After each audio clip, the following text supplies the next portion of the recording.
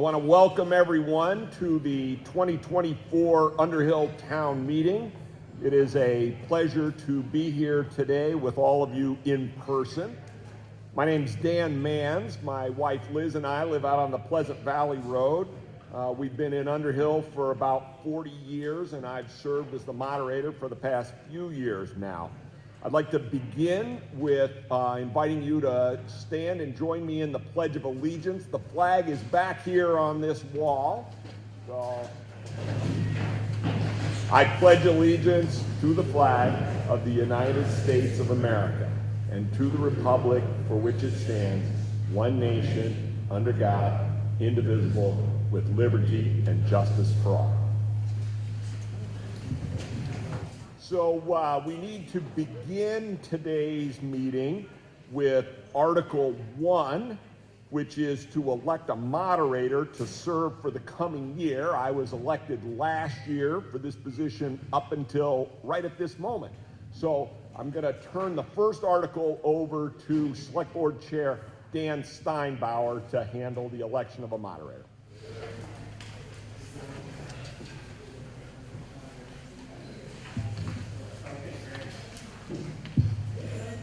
Nominations for the position of moderator are now open. I recognize Roland.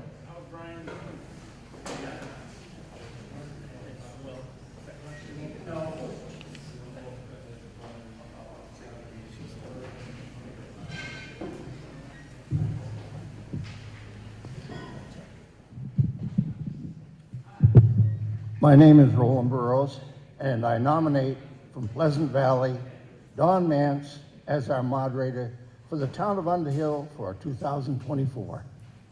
Thank you. Dan Mance has received a nomination. Are there any further nominations from the floor?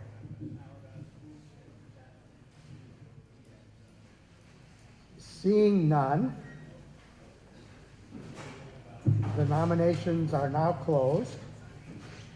All in favor of Dan Mance as the town moderator for today and the ensuing year, signify by saying aye. Aye. Opposed? No. The ayes carry this motion with no opposition. Welcome, Dan.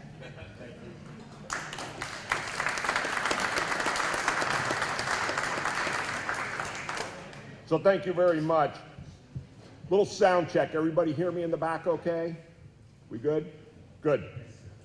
I'm the one guy who probably doesn't need a microphone in this room, but anyway, thank you for allowing me to continue as your moderator for this meeting. And before we dig in on today's warned articles, let me share a little bit more information about the conduct of this meeting and our expectations for what will happen here today. As moderator, my job is to help facilitate the will of this assembled body. This is your meeting, and I will do my best to preserve orderly dialogue and assure that we stay on track with the required procedural requirements. Few announcements to make as we get started. The polls are open behind you for voting on the Australian ballot questions until 7 p.m. this evening. Please take the opportunity to cast your votes if you have not already done so. To help everyone be as comfortable as possible while attending today, there are masks available in the back for anyone who would like to wear one. In the event of an emergency requiring evacuation of this room, the emergency exits are marked in red. You'll see them in the corners. On March 14th at the Town Hall at 6 p.m., there is going to be a presentation from the Chittenden County Regional Planning Commission to look at options for making walking and biking through Underhill Center safer and more comfortable for people of all ages and abilities. Please join us for what will be, no doubt, an interesting presentation there. Our animal control officer, Jen Silpy Katz, standing in the back, has reminded me to remind you that dog re-registrations are due by April 1st, so let's get Fluffy and Muffy taken care of there. Our thanks to the Underhill Jericho Lions Club for arranging today's luncheon. I also want to thank the Historical Society for their role in filling that requirement for many years. The most important part of my job today is to conclude our business by noon so we can all get to lunch. If I was a dog, I'm very food motivated, so if we don't make it through all the business by then, we could take a break and set a time to return, but historically we've done pretty good at wrapping up by around noon. It has been traditional for us to hear a few words from some of our state elected officials during our meeting time today. These folks are trying to get around and visit multiple towns, so when I see that they've arrived, I'll try to find a logical break in the business, and if there's no objection, they can speak to us. Edie Graning and Trevor Squirrell, and possibly one or more of our state senators should be here after they visit Jericho's town meeting, I believe. Special thanks today to the good folks from Mount Mansfield Community Television who are streaming today's meeting for folks who are unable to be here in person. Super Sounds DJ for arranging the use of their sound equipment. Our runner in the back, Amanda Bosley, you want to hold up your hand back there? She will be bringing microphones around to people as they speak. Please wait until you get a microphone so that everybody in the room can hear you and the folks online will be able to follow you. Ruby Bosley and Ruby's friend Violet are in the home economics room providing child care. I mentioned earlier, Underhill Jericho Lions Club hosting the luncheon today. The Historical Society is providing donuts and coffee this morning. Lots of people to put on a town meeting. Can I ask anyone here who is not a registered voter in the town of Underhill to please raise your hand right now? Okay? So only registered voters in the town are allowed to vote or make motions. If there is no objection, we have historically allowed non-residents who are town employees, agents, or affiliates of groups serving our community to speak about their reports or answer questions that may come up. I think that's very helpful in facilitating our meeting. Calvin Coolidge once said, "Let men in office substitute the midnight oil for the limelight." And at the outset of our work today, I'd like to recognize some of the very hardworking people who serve the town of Underhill. As I call these groups, if you are in one or have ever been in one, I'd invite you to please stand and remain standing until I get to the end of this list. So first off, anyone who is an employee of the town of Underhill, please stand. Anyone who holds an elected office in the town, please stand. Anyone who is a teacher or staff member in Underhill or our local school district, please stand. Anyone who serves voluntarily on a town board, committee, or similar group, please stand.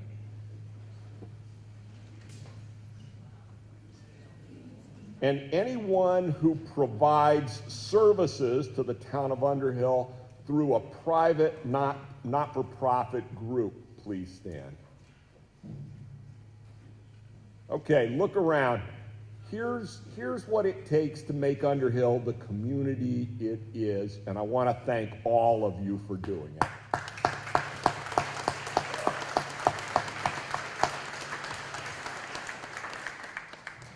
And if you didn't find a reason to stand there, I encourage you to find a subject that you're passionate about and volunteer to serve on it. There's lots of opportunities to get involved in this town, and it's great to be with people working on projects that may be of interest to you.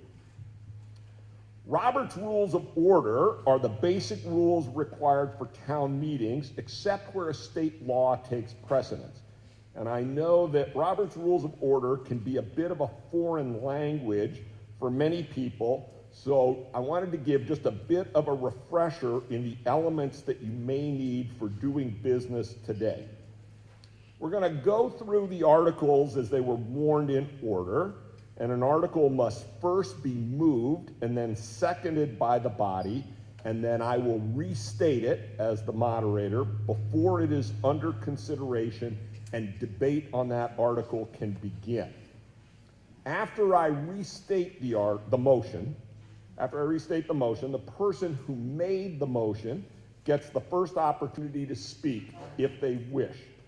Debate can then go to other persons interested in speaking or asking questions about that motion.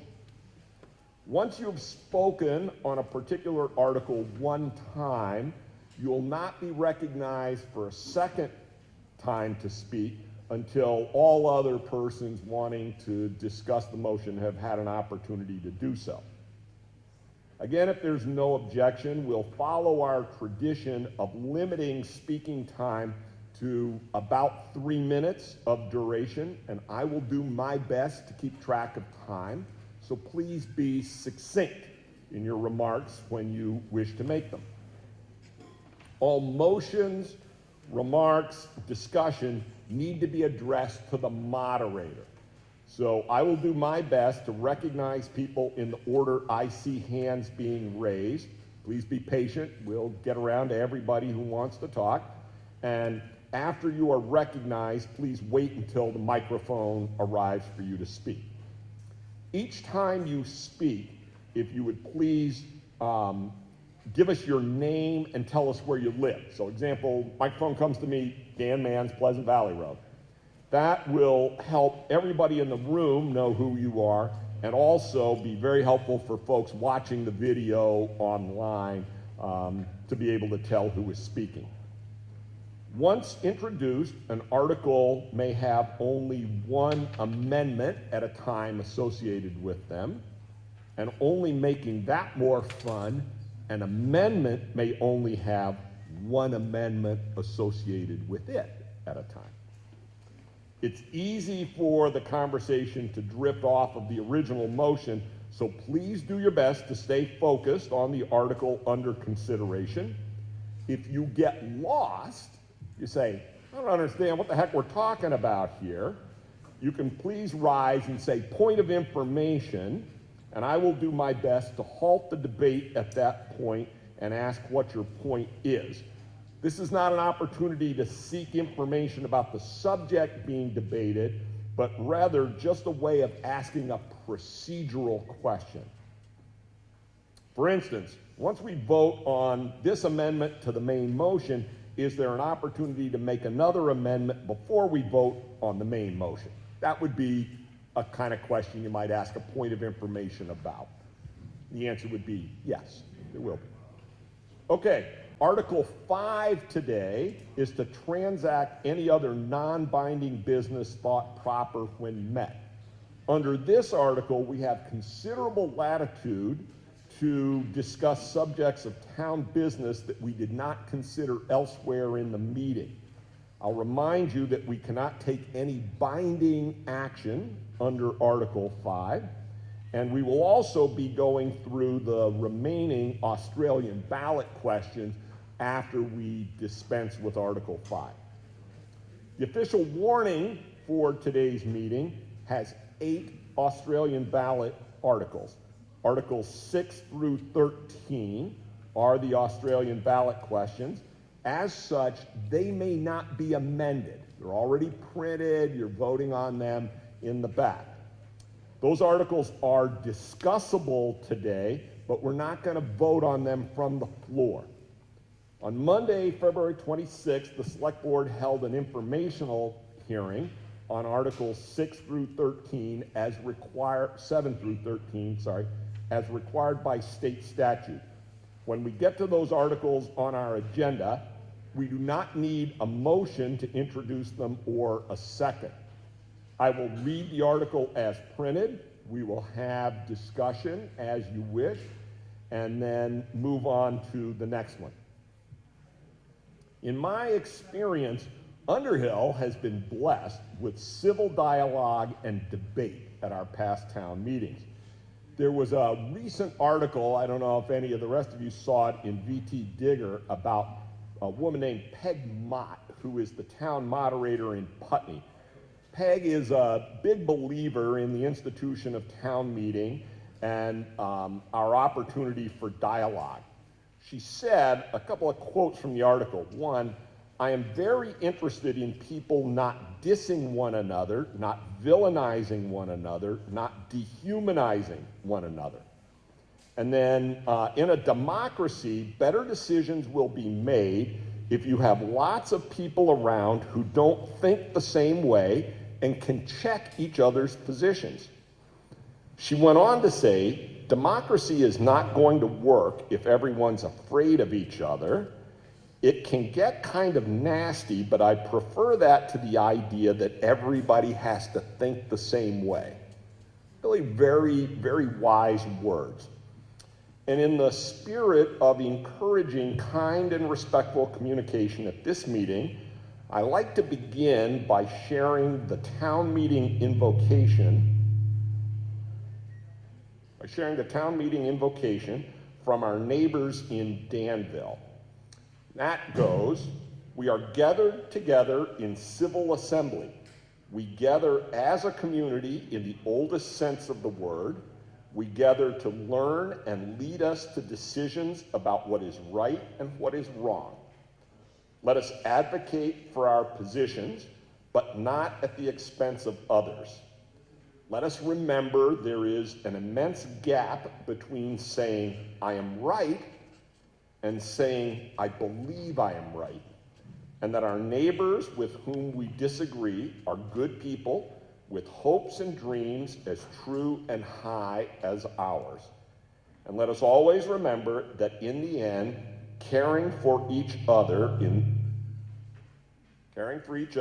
this community is of far greater importance than any difference we may have. And with that, let us get on to the business of the day. Article 1 was to elect a moderator. This has already been accomplished. So we will move on to Article 2. Article 2 reads, to hear the reports of the town officers.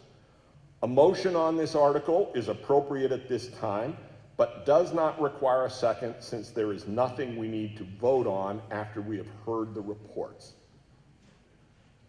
Is there a motion for Article 2?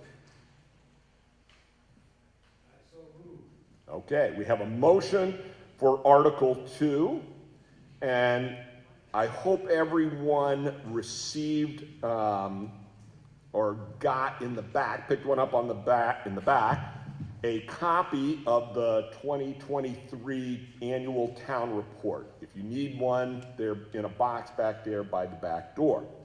The article reads, to hear the reports of the town officers, and they begin on page 21 of the town report and go through, I believe, page, I'll find it. I'll let you know when we get to the end. So beginning on page 21 with the Selectboard report.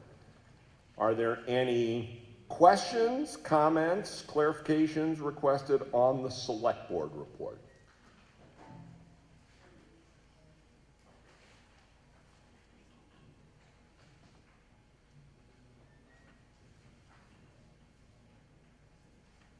None so appearing. We'll move on to the town administrator's report, beginning on page 23. Any questions, comments, clarifications needed? Beginning on page 23.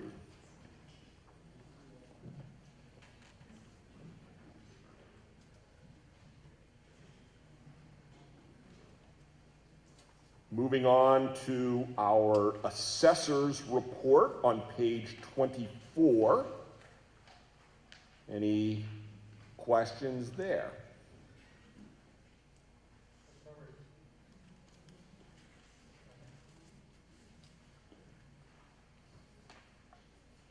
Okay.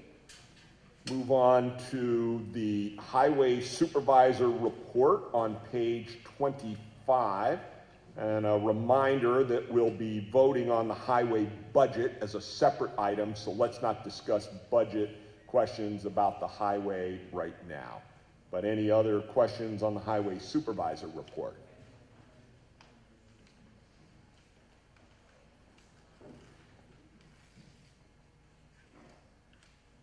Okay. On to page 27 is our Planning Commission's report.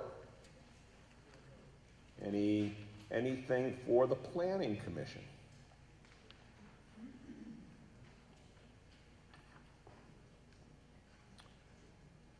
Page 28 is the Town of Underhill Conservation Commission report for 2024. Yes, thank you. Please state your name and where you live.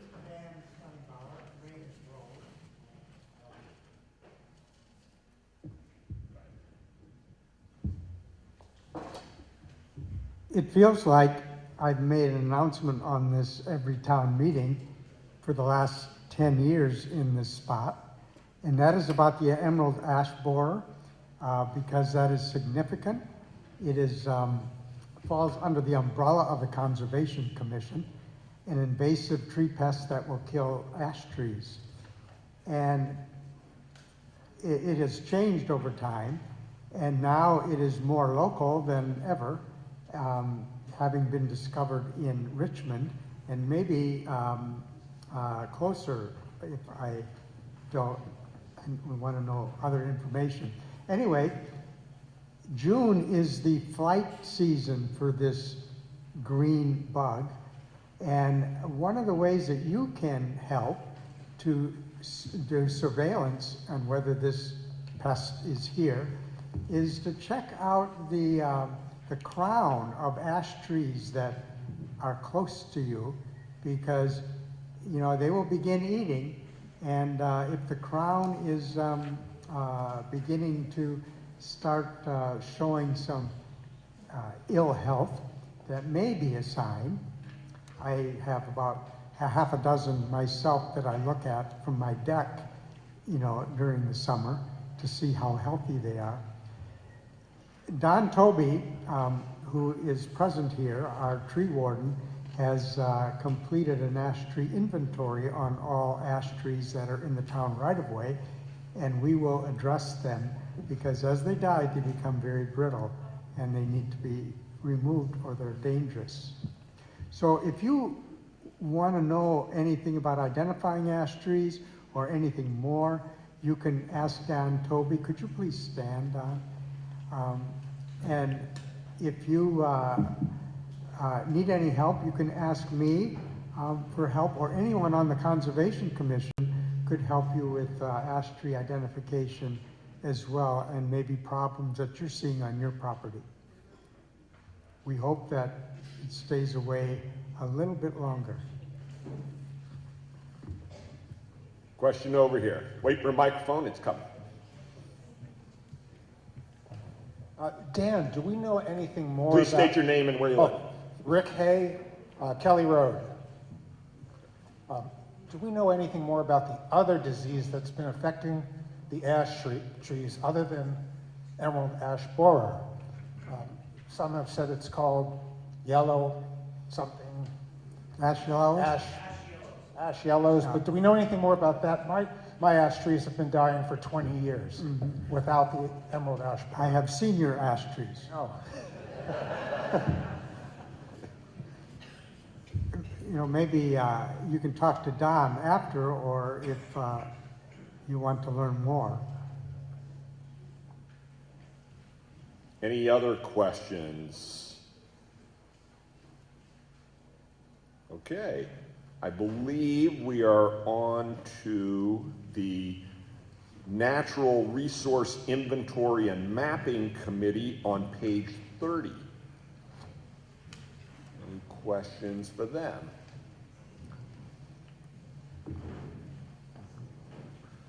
Then I believe we go past to page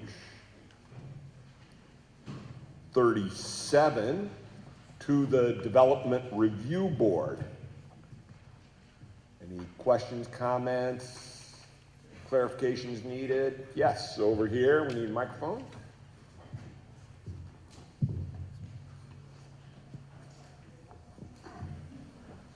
Nathan Goldman, Pleasant Valley Road.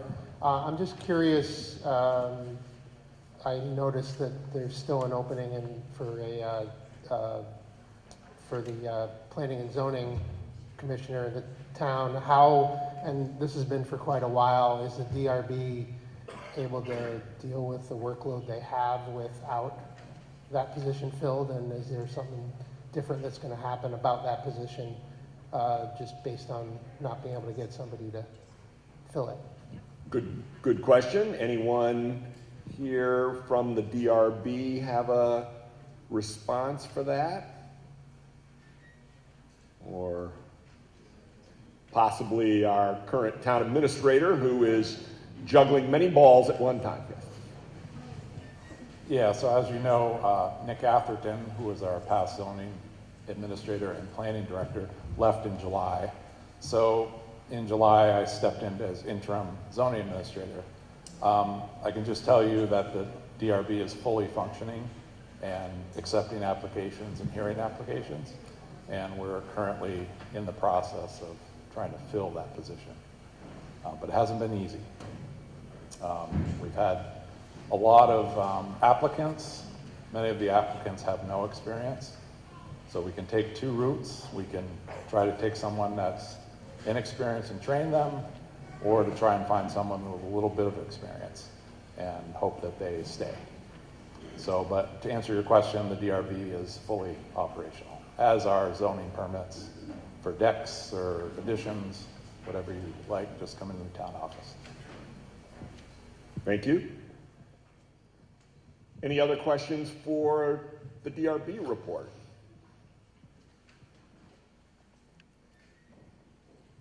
One more over here. Sandy Wilmot. I just wanted to follow up on that. And I wonder if we need to modify the salary or any of the other conditions that would make it more possible to get someone. I know the Planning Commission also is sort of behind in our work because of the lack of an additional planning and zoning administrator. Thank you. Brad is planning on cloning himself, but other than that, any other responses to that?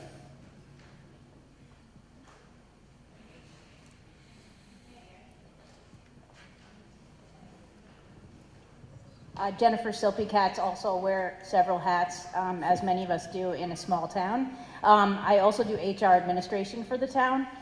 So in answering the question about the job position that we have available, we have several applicants, and in the last week, we've been looking on Indeed or searching on Indeed, and we actually have several applicants right now.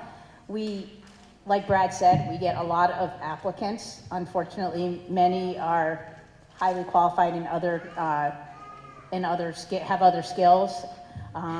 So basically what we're doing, we have a hiring committee, and that committee, I send them the applications, and then if they feel that it's someone that they would like to know more about, we're doing what's called a pre-screening, and that's been really helpful because it's difficult to get a committee of people together to meet with someone and interview them.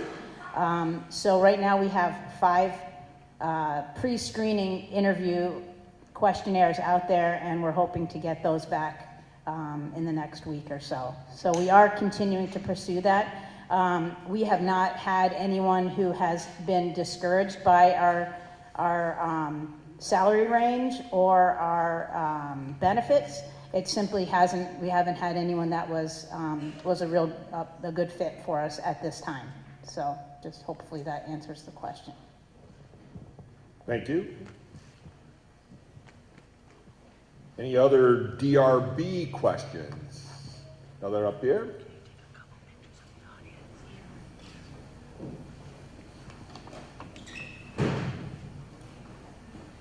Hi, Gwen Gustafson from Poker Hill Road. Could somebody just give a kind of overview to everyone here as to what the qualified person would have as far as background or experience for this position you're talking about? Is that a Jennifer question or someone from, Brad? Yeah. So typically, a qualified person would have experience in zoning regulations and land planning. We've been fortunate, actually the last two prior zoning administrators have been attorneys. Our regulations are very good, but they can be challenging to interpret. So someone needs to be able to have the ability to read the rules, interpret the rules. A zoning administrator has a lot of responsibility. When they issue a permit, there's a lot to consider. So having that experience or having that, and I'm a retired surveyor, so it's an easy fit for me to handle zoning permits. And I feel bad because I can't give the planning commission the attention that they need. They're in the process of trying to rewrite a lot of the regulations. So I can't give them the attention that they need. Amanda helps out quite a bit with scheduling meetings and helping with that. But a zoning administrator is really the meat of the job. So it's really, that's the majority of the job. And planning is kind of secondary. It's very important, but the immediate need is the zoning and staffing the development review board. So there has been some talk about maybe trying to split those positions or maybe have two people. It's not an easy job, and there's a lot of pressure. There's a lot of time commitments, deadlines, easy to, given the warning time for subdivision review, you need to really be on top of things, and warnings need to go out. Abutters need to be notified. So it's, those are the kind of things that are involved. But I think I've reached out to Vermont Law School, so someone possibly wanting to get into municipal law. This would be a good starting place for them. Land development, as I said, interpreting the rules, that's what it really comes down to. It can be. Thank you. Anything else for the DRB?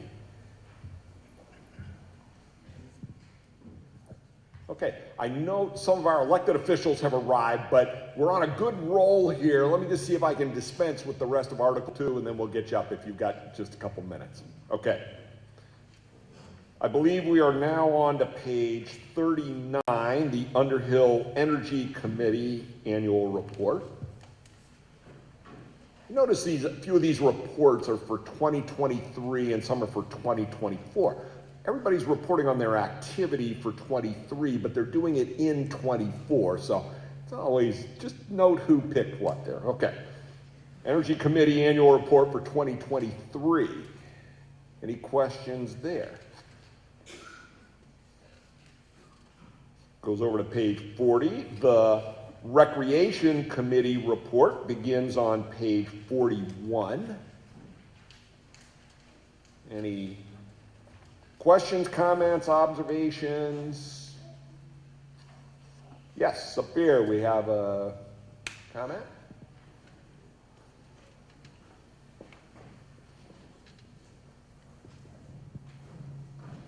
Hi, Lee Van Winkle. I live on Corbett Road, and I want to thank the Recreation Committee. They're amazing. They've done a great job. Hear, hear. Well said.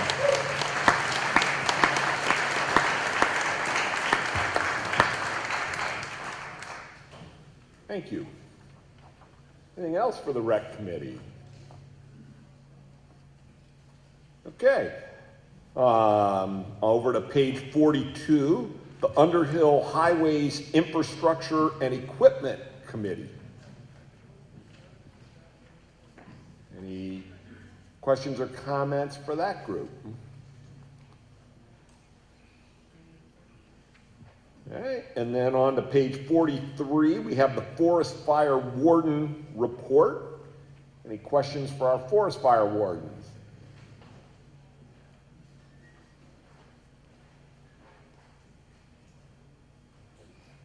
All right, and nothing there.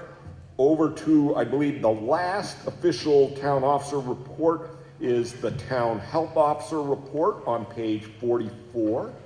Any questions, comments, observations for the town health officer?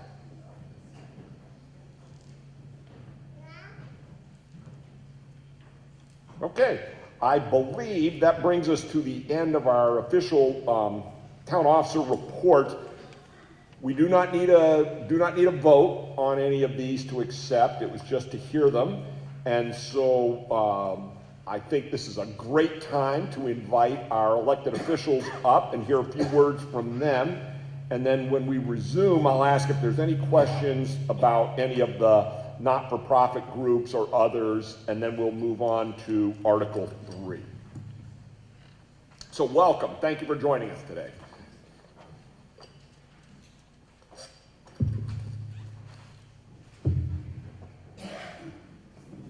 Come on up here. We're standing on a lot of formality here.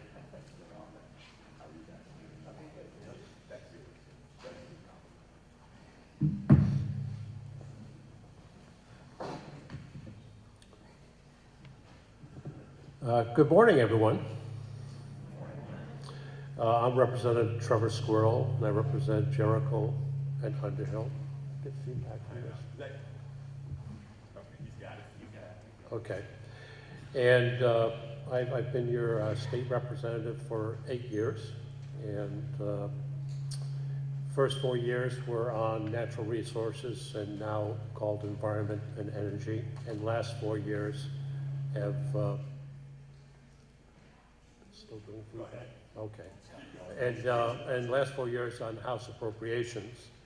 And I also chair the Legislative Committee on Administrative Rules, which is the committee that oversees all the rulemaking of the departments and agencies in the state of Vermont, which can be an interesting job in some cases. In terms of the work on my committee, when we go back in January of the year, we're doing what's called a mid-year correction, which is called the Budget Adjustment Act. We pass a budget, it goes into effect July 1 and goes to the following June 30th. So it's our opportunity to look at how the budget's working, whether there's enough funds to support the programs that we think we need supporting, or maybe monies are not needed. But also adjust for things like, for instance, this year we had flooding at 2 different times of the year. And so we had to appropriate some funding and set up some programming to address issues around that flooding. The budget adjustment, House, Senate, and we had conference committee, and we just voted it out last Friday. And so now we go to the governor's desk. We're now starting on FY25 budget and listening and having all the departments and agencies and also other groups come in and speak to their needs for the year. We get a governor's recommend budget, which is the base budget, and we work from there, whether we agree or disagree with what the governor's said, provided to us, and then make adjustments from that point.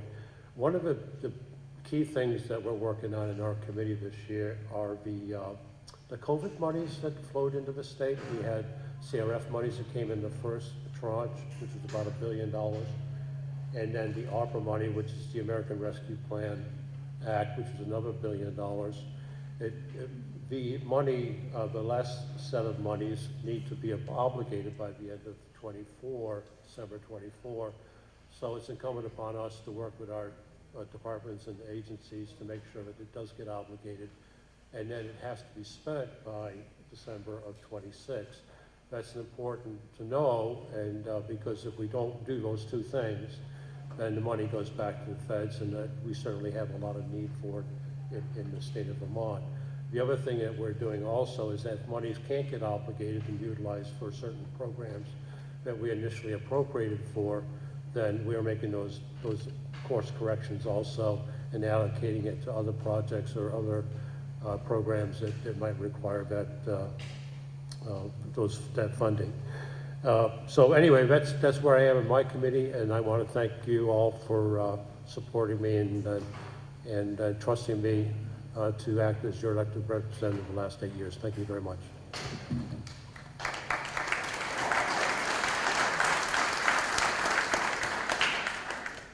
Hi, good morning, everyone. I'm Edie Graning. I'm the other representative, and I live in Jericho, so thank you so much for letting me speak with you all today. I serve on the Commerce and Economic Development Committee, and I just have two things that I want to talk about with you. One of them that I'm very excited about, and the other one is probably what you really want to hear about from me, so I'll talk about both of those. The first one is that my committee works on consumer protections, and we are in the process of developing Vermont's first data privacy bill. 14 other states have done this. Vermont has not yet done it, and so we're looking at ways to protect all of Vermonters and anyone who is in Vermont using the internet also with your data. So minimizing what data can be collected and making sure that folks are opting in to how we're being traced and tracked and whatever services we want. So that should be coming out in the next couple weeks. We've been working with folks in the industry and folks who protect consumers to make it a really solid bill. So I'm excited about that. And I hope you are too. The other thing is taxes. I know that that's a huge issue here in all of Vermont for all of us. And since I also serve on the school board, I just wanted to talk about the fact that apologies to everyone because we are not voting on the school budget today. We're voting on that on April 2nd. The ballots that we received already are null and void if you had a absentee ballot, but the new ballots will be available on March 15th. And the district decreased the budget by $5.5 million. So we are looking at a lower budget, and I actually brought numbers so that I didn't have to try to remember them. We're anticipating the base tax rate to be 1.26 for the 25 school year. And I want to put that in perspective because in 2022, the base rate was 1.48, so higher in 22. In 23, it was 1.30, also higher than this year. In 24, it was 1.20, so that was lower. So 23 and 24, we had extra federal dollars, as Trevor was talking about, and that bought down the rate. And so this year, we're estimating 1.26, so lower than it was in 23 and in 22. And there will be two information meetings, one on the 14th of March and one on the 28th of March. So those will be recorded and on the district website, and happy to answer questions about that too. And then the other thing I wanted to do, I have some show and tell. If you want to know more about what's going on in the legislature, we have a sheet of paper that's out there with some other highlights and a graphic guide to civics and democracy for anybody who wants to have a basic information and more information on that. So thank you so much for having us here today. And are we taking questions? Yeah. And we're taking questions, so happy to answer any questions that you have. We're doing pretty well on time, so why don't we take 5 minutes? If you've got questions, please ask away.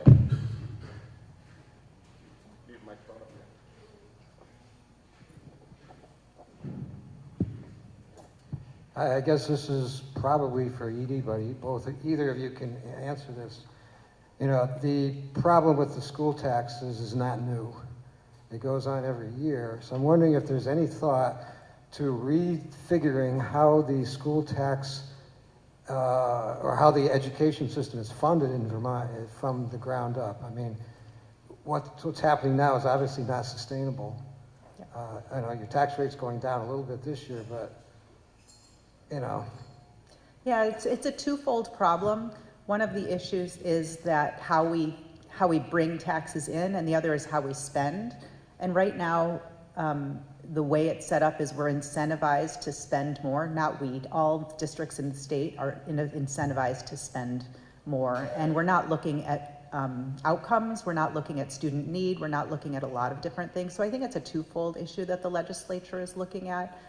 We have committed to figuring that out. I don't think it's going to happen this year in the legislature because we're done in May and it's something that has to be well thought through.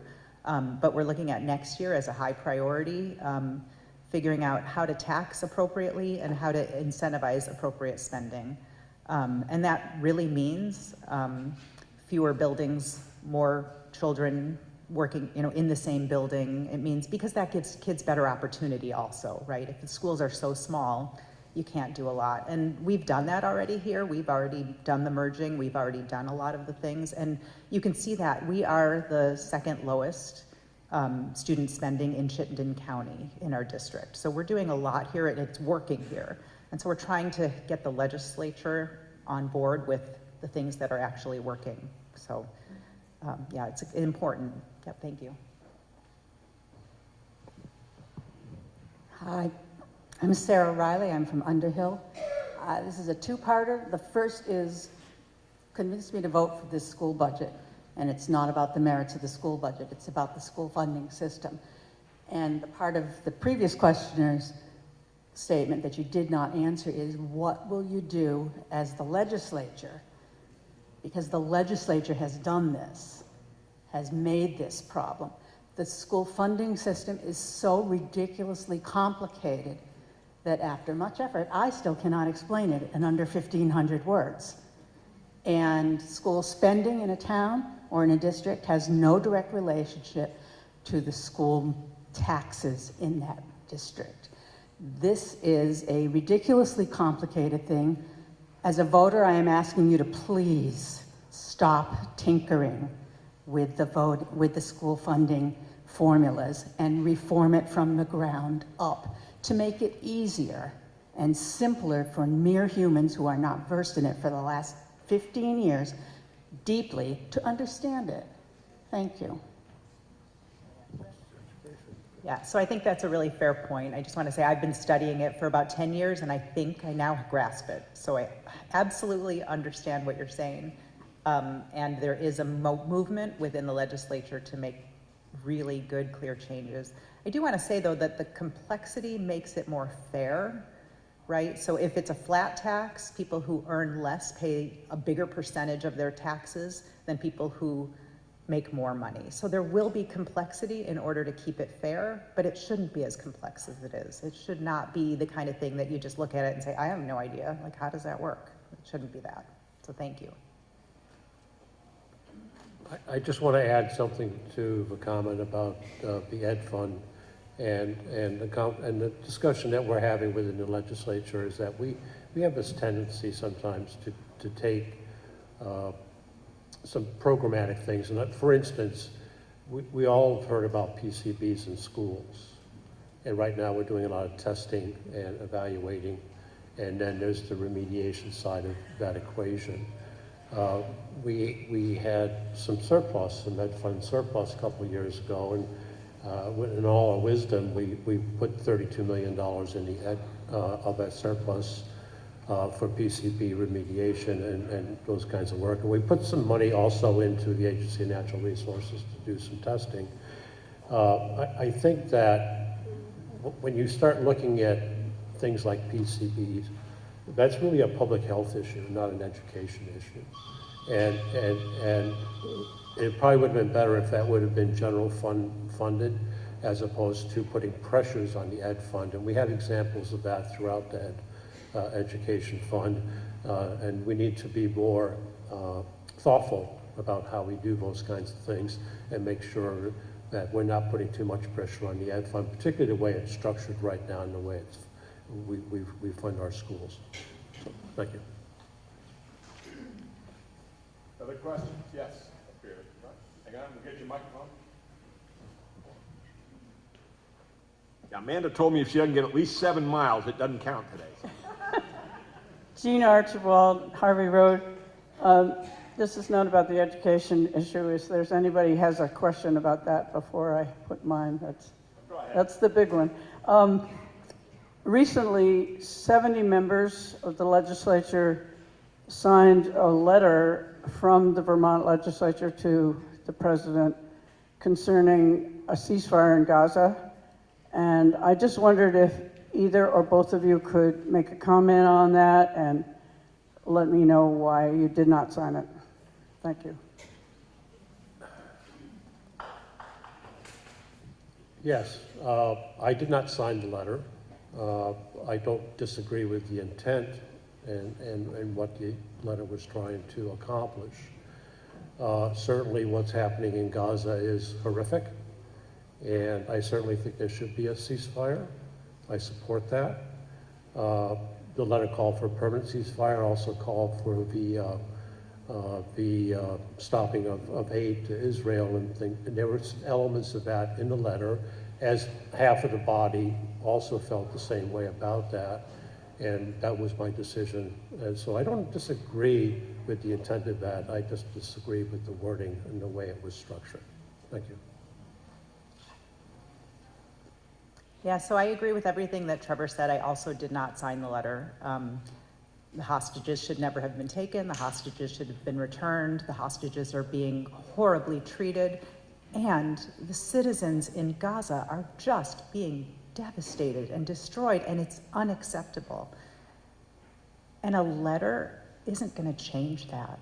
I mean, a letter is, we need so much more. I could do a dissertation on Middle East and how to make Middle East peace, and there isn't a way. And for me, it was just so performative, and I know that's a horrible thing to say, but it just wasn't enough to actually make change. I think we need leadership in the Middle East that wants peace, and I think without that, we can't do anything from here. And so, and it's not for us to call for regime change. It's not our job. Like, that's way outside of our, but that's the only thing that's going to make a real difference there. So I couldn't write a letter that said what I really wanted it to say. So I didn't sign that letter. But I don't sleep because of it.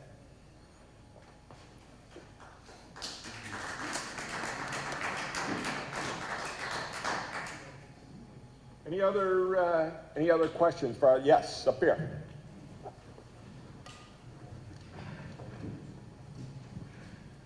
Hi, Seth Friedman, Pleasant Valley Road.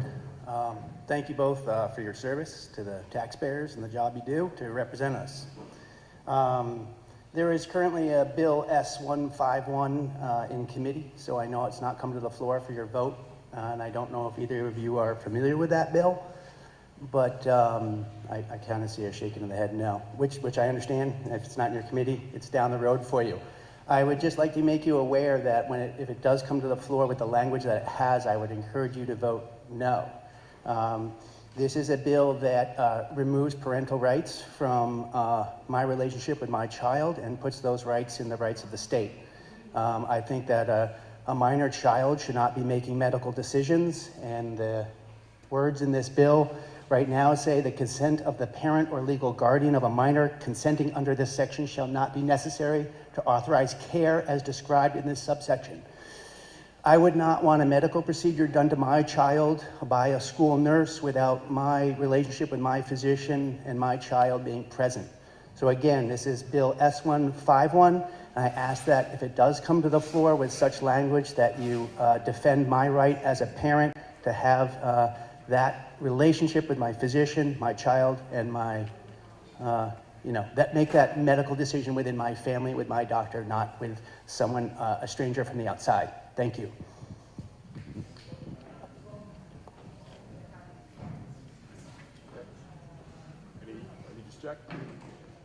Any others? We take one more question, and then we'll move on. Bucky Brandt, 81 Meadow Lane. Edie, you said earlier that we are incentivized to spend more and not less. Can you explain? Sure. The way it works in Vermont is that districts put together whatever budget school districts put together a budget that they think is best for their town. All of the budgets get approved locally and sent together to the state. The state figures out how much that's going to cost all of Vermont taxpayers. that gets distributed out. The education fund gets balanced with, only a third of the education fund is property taxes. 2/3 come from sales and use tax and other lottery, other taxes like that. And so there's no control outside of how we vote locally, and we all want whatever we can do for our kids. So we're incentivized to have, I don't know, we're not incentivized to make sure things are efficient. We're incentivized to support what we want locally. We're not incentivized to look statewide at teaching practices and at how we train teachers and at what we're doing regionally. We're just incentivized to support our local school, which is great. And we live in a different time. We have so many resources more. We have so many ways to interact with folks regionally, statewide, that we can do things better and we can do things more efficiently and we can make it better for all students across the state. And so that's what I was talking about. Just on March 14th is our next meeting at the library at Deborah Rawson right here. If you want to come talk to us more about any specific issue or educate us about things that you're seeing that aren't in our committees, we're really happy to hear about that. We're pretty head down in our committees all the time, and so thank you so much. I'd like to thank both of our representatives for being here today and joining us, giving us time.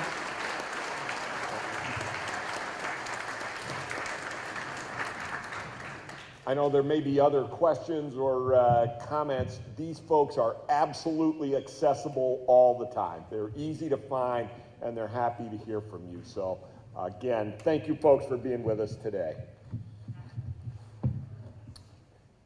Okay, before we move on to Article 3, I wanted to just pause for 1 second and say, are there any questions, comments, observations, thoughts about the reports from the many nonprofit groups that serve the town of Underhill or exist within the town of Underhill? We've got reports going back to somewhere in the 90s, I believe. Check that. I think reports go back to about maybe page 84 or so. So any questions about any of those before we move on?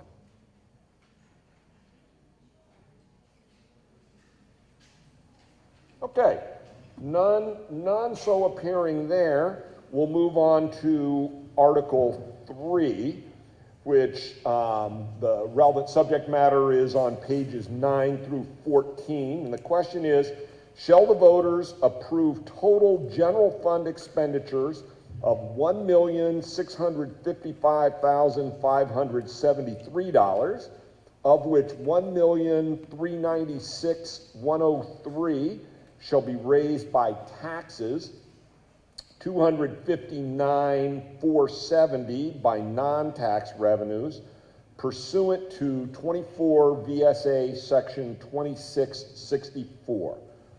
A motion is in order on Article 3.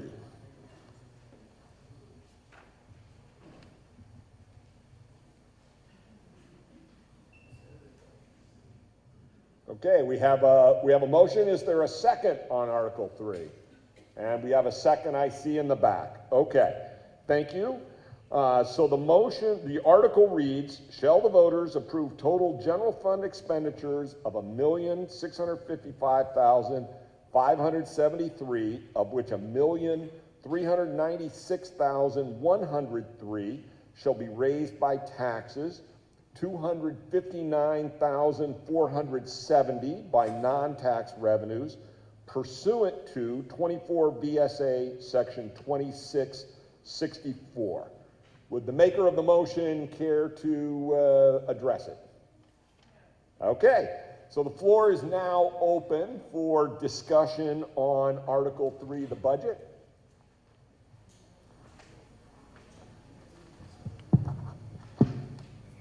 My name's Kurt Belton. I live on Sand Hill Road.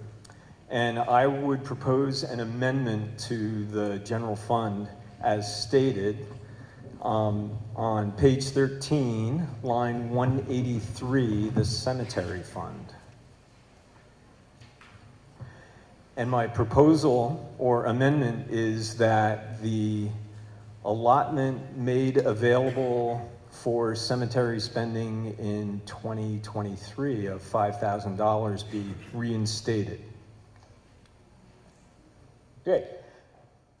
So the motion, as I understand it, is to turn the $3,000 proposed budget into $5,000. Is that correct? Correct. Is there a second for that amendment? We have a second over here. Okay. The amendment is now under discussion, and Brad is keeping track of totals. We'll get a total of what that would mean for the bottom line in just a moment, but any other discussion on that? Kurt Belton again. So I think the solitary town-owned and run cemetery is on Sand Hill Road, which is right down the hill from my house. And as an old friend said to me one time, Howard Herr, when queried about how he was doing, he said, "I'm upright and taking nourishment," which is where I am right now. But at some time in the future, I think I'll be where Howard is at this point in time. The cemetery on Sand Hill Road is very historical. There are two Hannafords in that cemetery, one from the Revolutionary War and one from the War of 1812. And I'm sure that there are many people in the town of Underhill that don't even know that it exists. In the few times that I've accessed the cemetery, I've gotten there through a little deer trail up from Sand Hill Road through private property to visit. I know there's access off of River Road, and I walked up that one time just to see what was there and found that I was on another person's private property before I actually got on the cemetery grounds. It might be, although my wife doesn't agree with me at this point in time, that when the time comes, I'd like to be interred there. So I think that the budget, as it stands now, covers mowing of that access trail and possible clearing of downed trees and so on.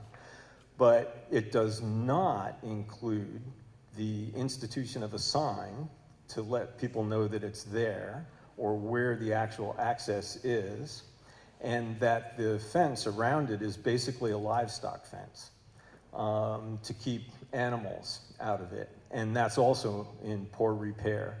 And so my request is to reinstate the $5,000 budget, which was previously in place and not completely consumed, and use the funds not for mowing, not used for mowing, to possibly erect a more pleasing fence and a sign to let people know that that even exists. Thank you. I would only observe you'd be very fortunate to be wherever Howard Herr is. So.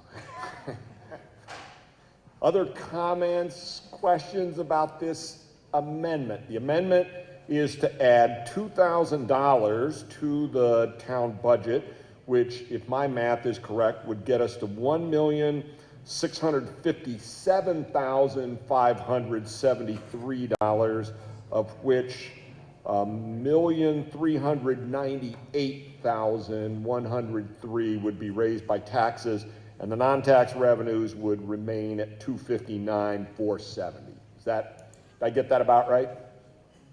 Math checker says that's it.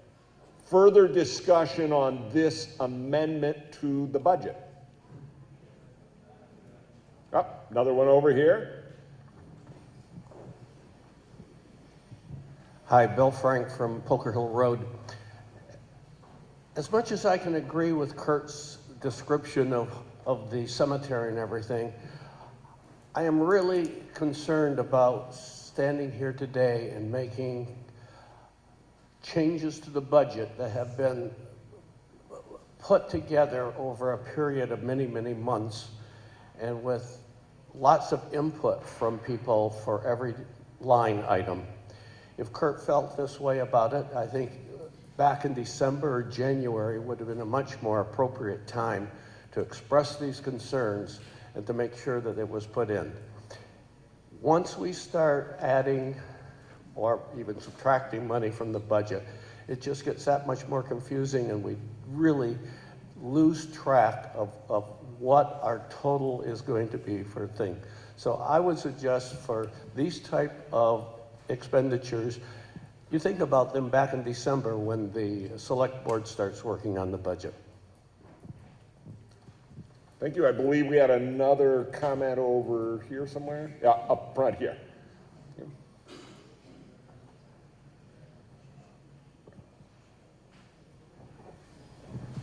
I'm Bob Linda from Pleasant Valley Road. As the cemetery goes, and given, sure that it's complicating things now to bring it up now, but given what you're saying, is $5,000 enough?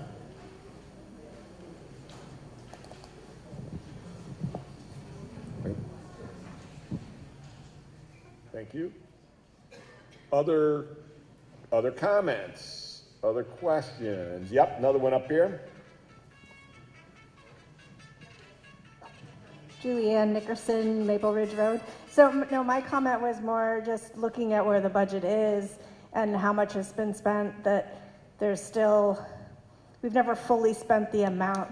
So if the attention was given to that cemetery and the needs, and you exceed your $3,000, then I think it's in a place where we can then begin to add money, but let's use all the money that we've allocated and see if we can get the cemeteries where we want them to be. Thank you. Any other comments, questions on the amendment? Oh, yes. Thank you. Go ahead. Susan Thomas, Fairtown Road. I'd just like to support Kurt's proposal to increase the cemetery budget. The Sand Hills Cemetery is very historic. It's a beautiful cemetery. It could be very nice if a little attention were paid for it, to it. Underhill only has this one small town cemetery. I don't think anybody's been buried there in 80 years, maybe. Jericho, I believe, has 3 town cemeteries. I think it's a small thing. I don't think 5,000 is enough, but it's better than what is in there now. And if we can't adjust the town budget at this meeting, I'm not sure what we're doing here. Another comment up here.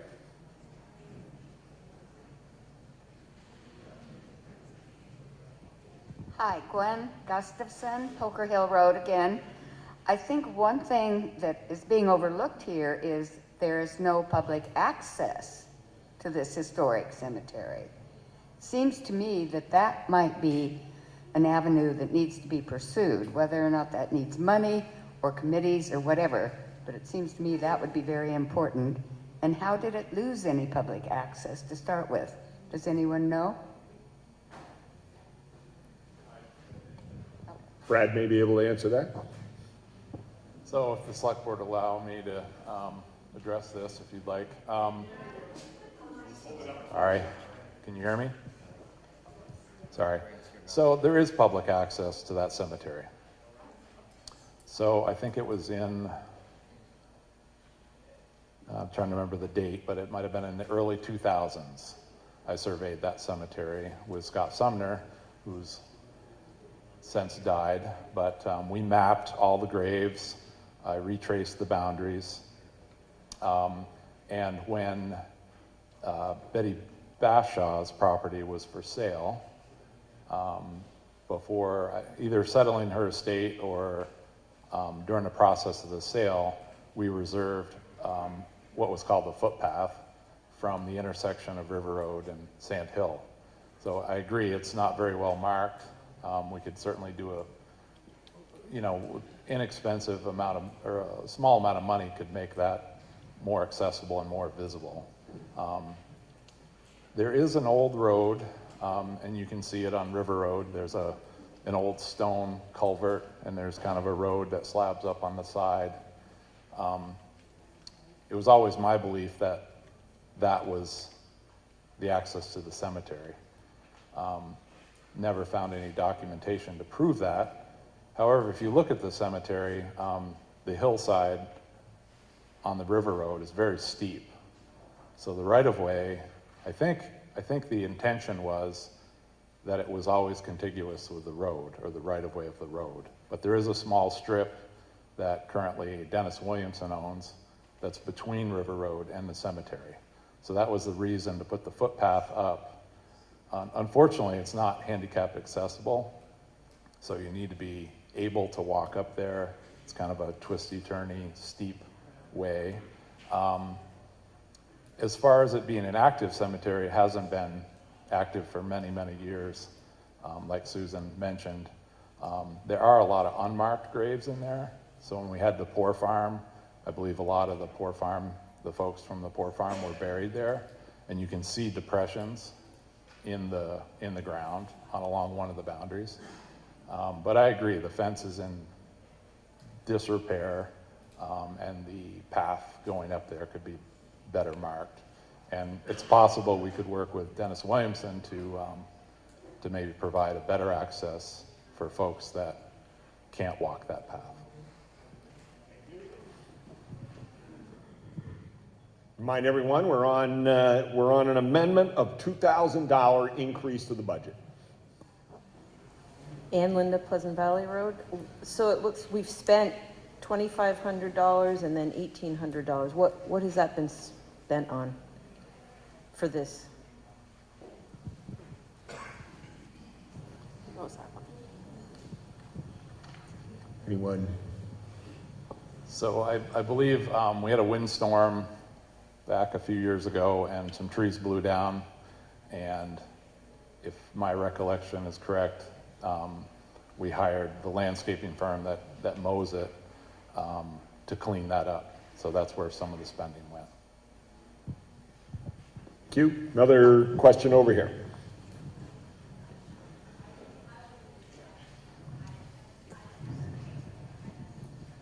How does the landscaping, Bob Linda again from Pleasant Valley Road. How does the landscaping crew get up there? Do they go up the slanted road from River Road?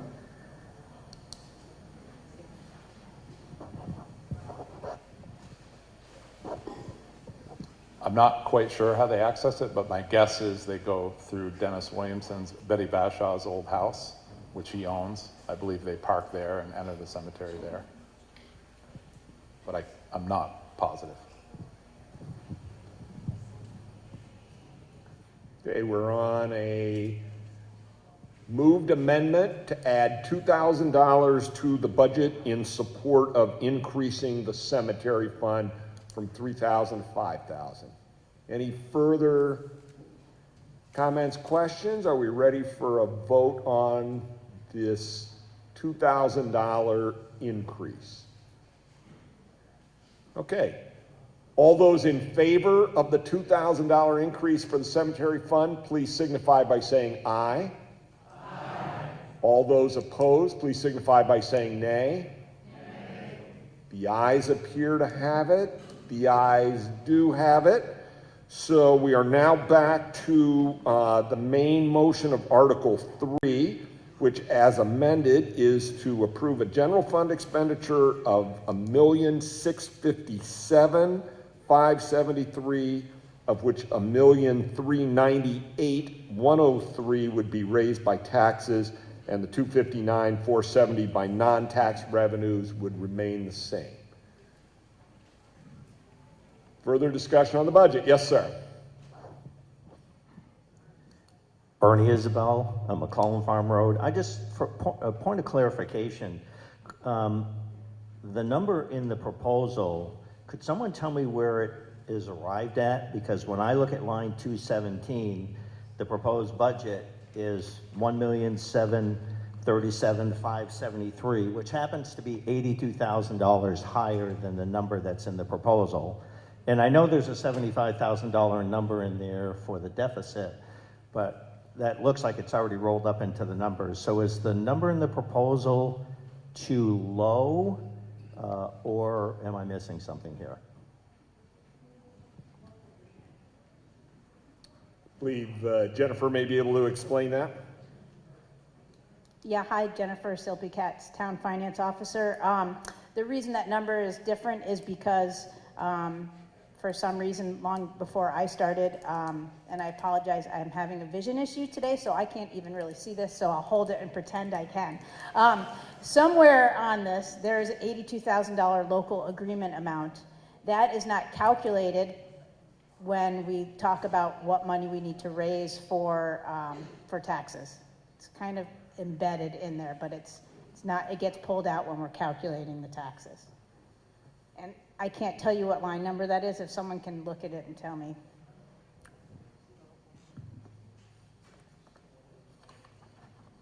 Let me look quickly. Line 7, I heard. So back on page 9, yeah, local agreement, tax revenue, there would be 82,000 there. Okay. Right, it's the net of those two, correct. Thank you. Further questions, observations, proposed amendments to the budget?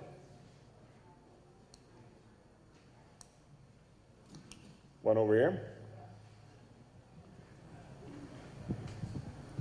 Cale Romanoff, River Road.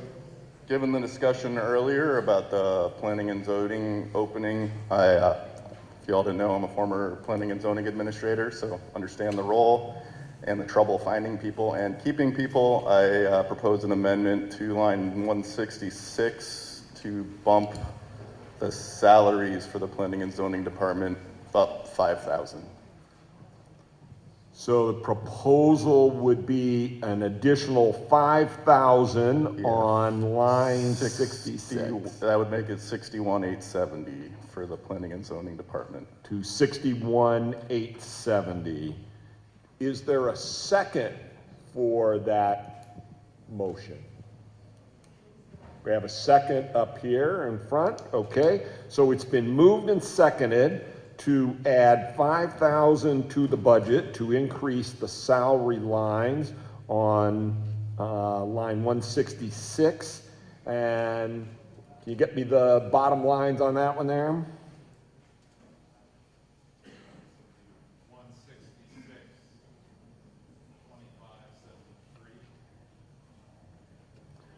1,662,573 would be the new bottom line, and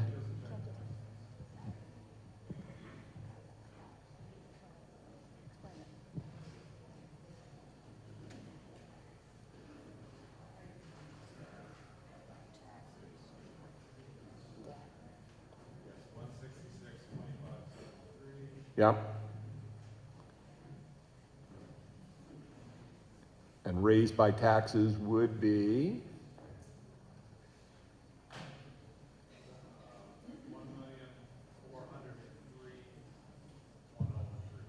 $1,403,103 would be the raised by taxes number, and the $259,470 non-tax number would remain the same.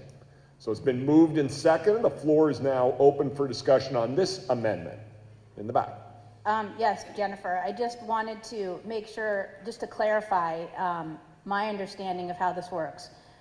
We can move, we can second, we can vote to add the $5,000 to the budget for something, but I want everyone to understand that this specific job that we're trying to hire for, there's a salary range, obviously based on qualifications, and if we raised it by 5,000, that also has, it affects a lot of other line items. So we're not really working in a situation where it's just like add 5,000 on one line item on a budget. I just want to make it very clear that if the salary ends up being more or less, it will also affect the budget lines, the retirement, the insurance, and the taxes that we pay for the employees. So I just want to make sure everyone understands that. Has a ripple effect, yes. I hear that. Thank you. We have a question or comment up here.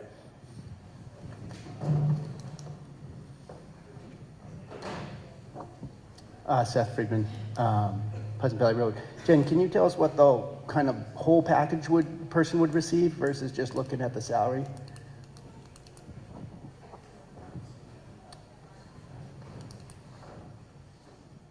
Thanks, Seth. That becomes a little bit of a marketing tool for us here at the town of Underhill. So the employees in the town of Underhill have not only a fair salary, but we also currently have an excellent medical package where the town pays for the employees and their families 100% of their medical insurance. The town also pays 100% of their dental insurance for them and their families. Vision insurance, which is ironic given that I can't see out of my right eye at the moment. Look into that. Yeah. And I'm limping too. And we also have our members of VEMRS, which is the Vermont Municipal Retirement Fund. And the town of Underhill and all of you contribute to our retirement fund, which currently from the town pays 8.5% of the employee's gross salary into the retirement. So I think that answers your question, Seth. On about a $60,000 salary, if someone has a family, that additionally costs the town somewhere around $30,000 to $40,000 a year.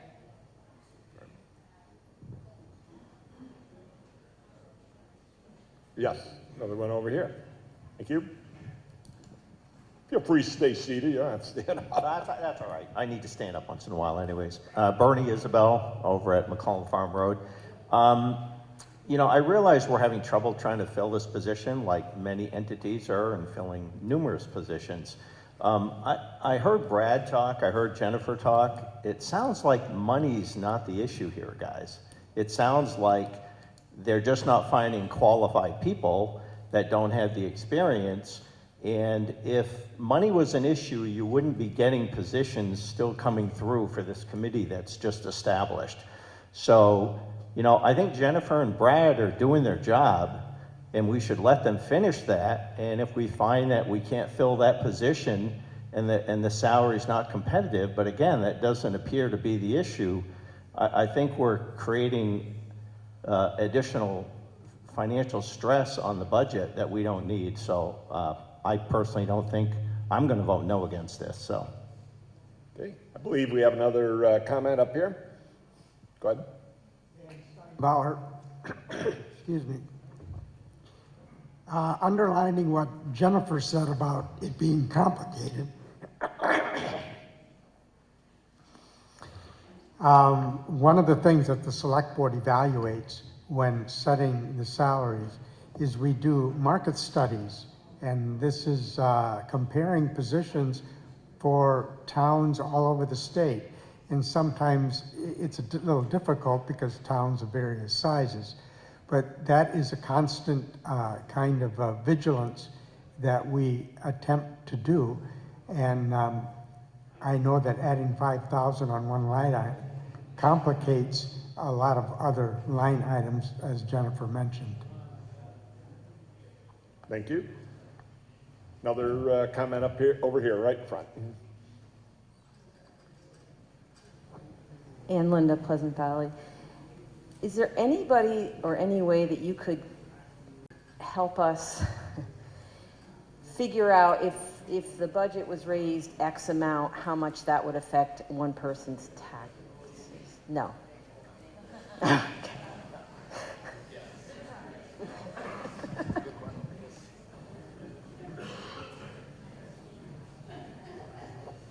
I guess I'd just like to say, as a townsperson, and employee of the town, I didn't think about what Jennifer just said when we were talking about the numbers, and I think it's very germane, and it would be very difficult for us to calculate that number and come up with actual numbers here to pass today. So.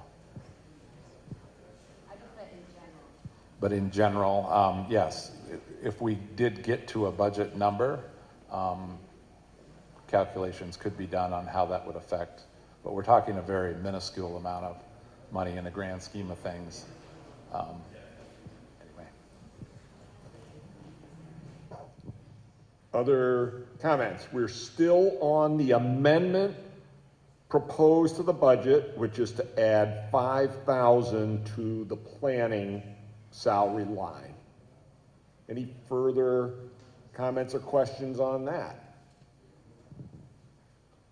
Okay, I think we're ready for a vote on this. So the vote is to add 5,000 to the planning salary line, which would get us to $1,662,573 for the bottom line, of which $1,403,103 would be raised by taxes, and the non-tax revenues would remain $259,470. All those in favor of the motion, please signify by saying aye. All those opposed, please signify by saying nay. Nay. The nays appear to have it. The nays do have it. So that motion is defeated. We are back to discussion on the main budget, which I believe now stands at 1,657,573 and 1,398,103 to be raised by taxes. Further discussion on the budget.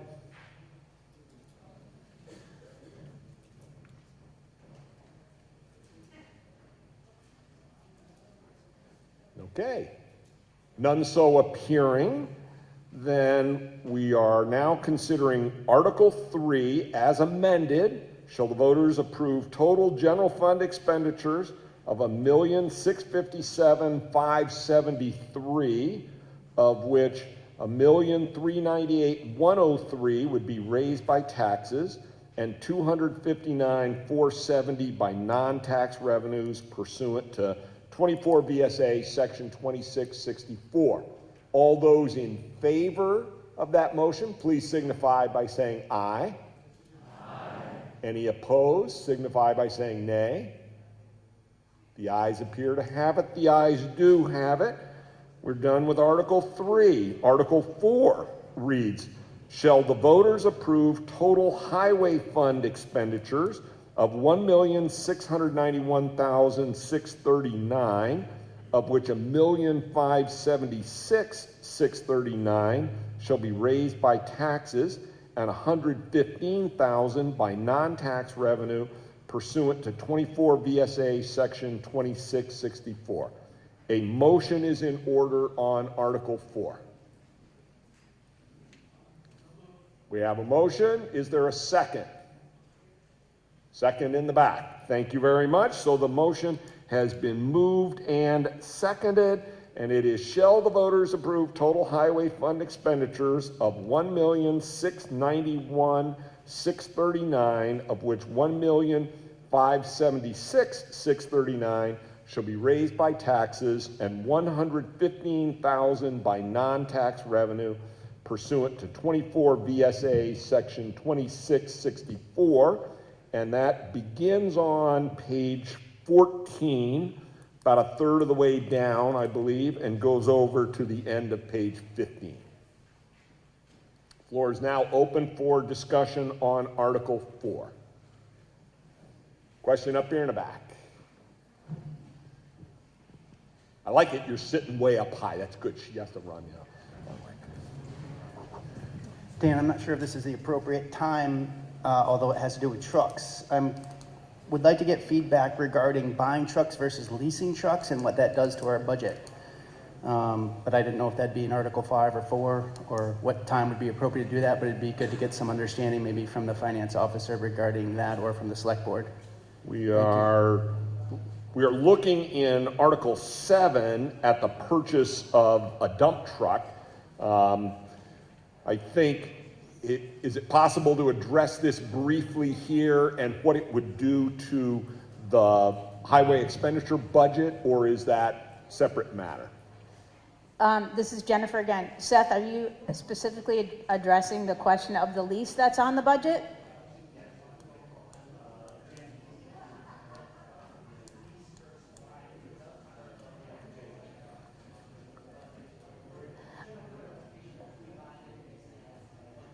Okay. Could you restate the answer to that question? Seth was just saying that he is looking for clarification on what it does to the town budget, purchasing versus leasing.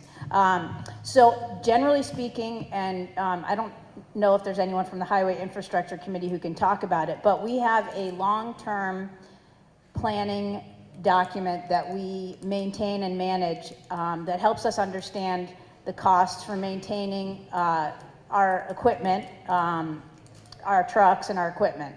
And on that, we project out what it costs each year for the budget for purchasing a vehicle. And we have 5-year notes. And I think I included some of that in my budget guide for everyone. But the year-to-year cost of leasing is not that dissimilar. I think the lease rates right now are about 7.98%. And the purchase rates right now for borrowing money to buy a vehicle are unfortunately also close to 8%. So from a year-to-year standpoint, it might not appear that different on a budget when you're looking at what the town's going to pay out for a lease payment versus interest and principal. The difference is at the end of the lease, you don't have the asset to then trade in on another vehicle because you don't own that vehicle. So it would have an effect on our assets, but it would not have an effect on what you see on a year-to-year basis. It would have more of a long-term effect on our planning process. Thank you. We're on the main motion of Article 4 for the total highway fund expenditures. Other questions, comments? Another one up here.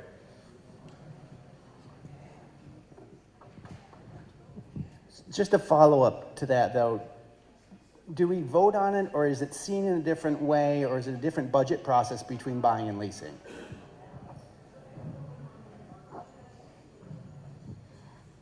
Seth, we should just sit down over a beer and talk about this stuff. Not that all of you aren't great fun.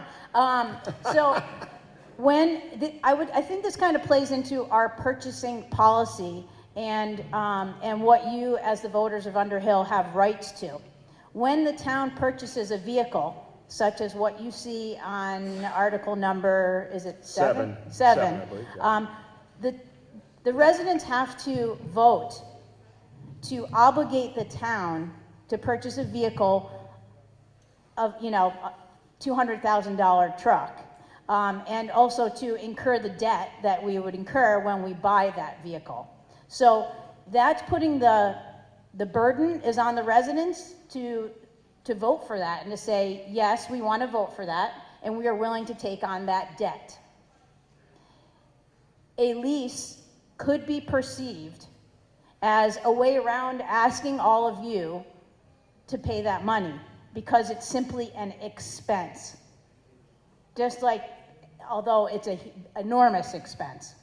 So it is not the intent of the select board, and I can't speak for them, but I know, to usurp the process, which is our statute, that the town cannot take on that debt without asking the residents to vote for that. I think we're treading dangerously close to talking about Article 7 here, and so let me just ask folks to stay on the topic of Article 4 about the total highway fund expenditures. Any other questions about Article 4? Okay. Then Article 4 reads, shall the voters approve total highway fund expenditures of $1,691,639, of which $1,576,639 shall be raised by taxes, $115,000 by non-tax revenues pursuant to 24 VSA Section 2664.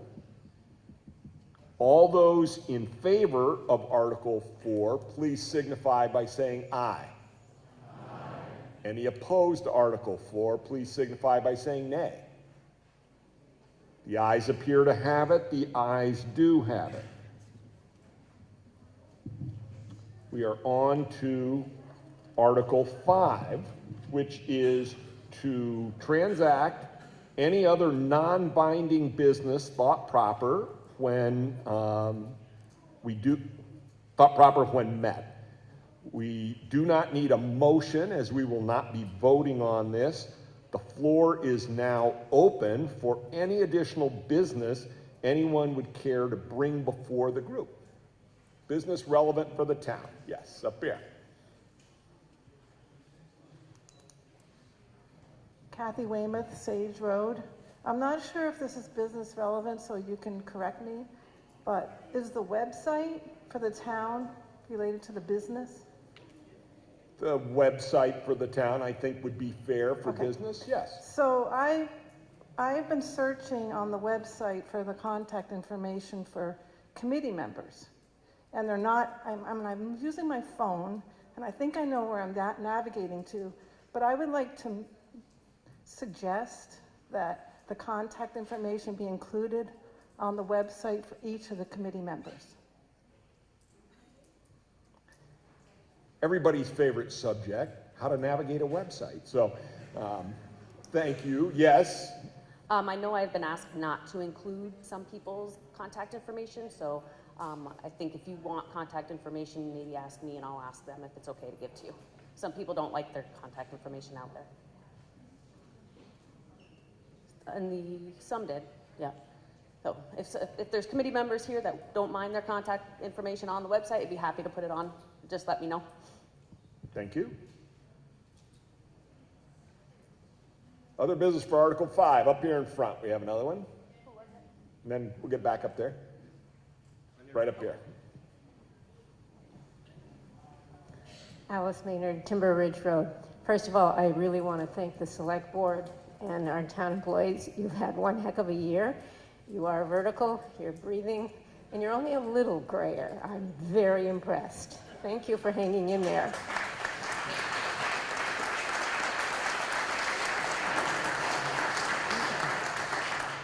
This is just a question for information.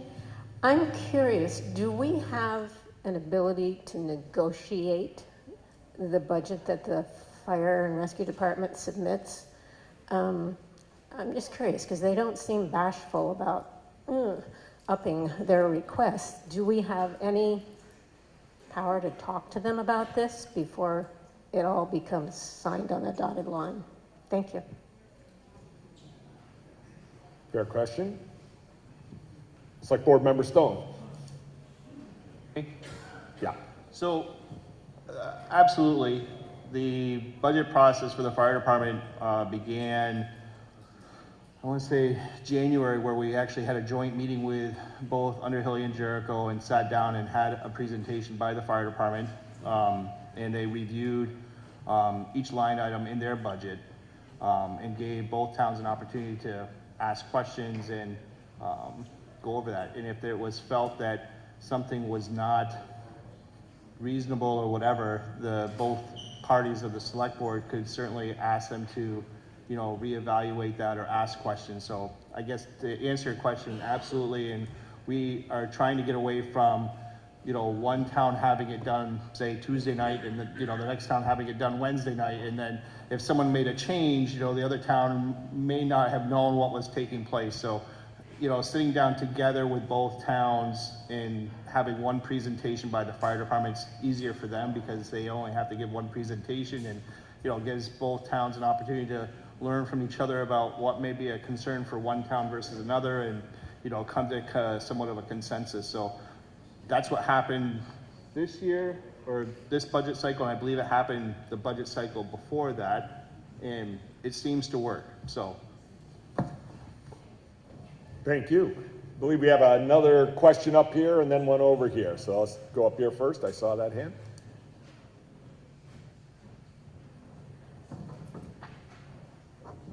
Anton Kelsey, Pleasant Valley Road.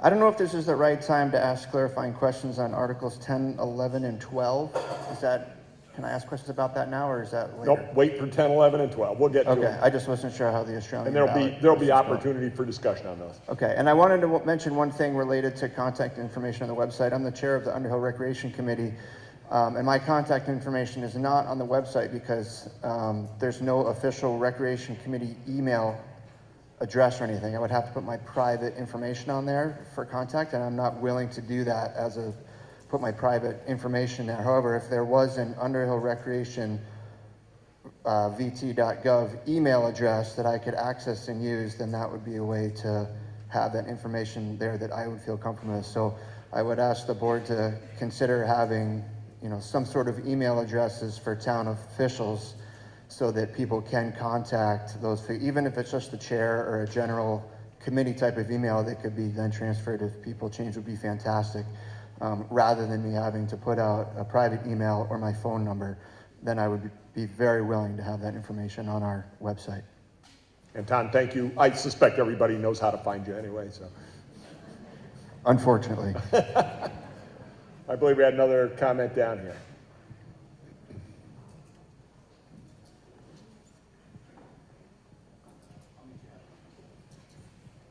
Hi, Peter Murtolo, Hedgehog Hill, Underhill. I just wanted to respond to the comment if I could, or the question if I could, from Essex Rescue's point of view. I'm the board president for Essex Rescue. I've been with the organization for a little over 12 years. More recently, we've been working over the past few years to be much more transparent and early in our budgeting process with our town partners. So not to speak for the select board here, but we engage 5 different town partners for the rescue services that we provide, and each one of them gets a view into our budget early on in the preparation season. And I think that that's all made public through the select board meetings. And so I would say that would be the opportunity to come forward as they're presented at the select board. And then we usually have at least myself, if not our executive director, also present to answer questions and try to address any concerns. Thank you. Remaining on Article 5, any other non-binding business thought proper when met? Yeah, I'd just like to, Jerry Adams, I'd just like to thank Nate Sullivan for his years on the road crew. I think he did a good job. Here.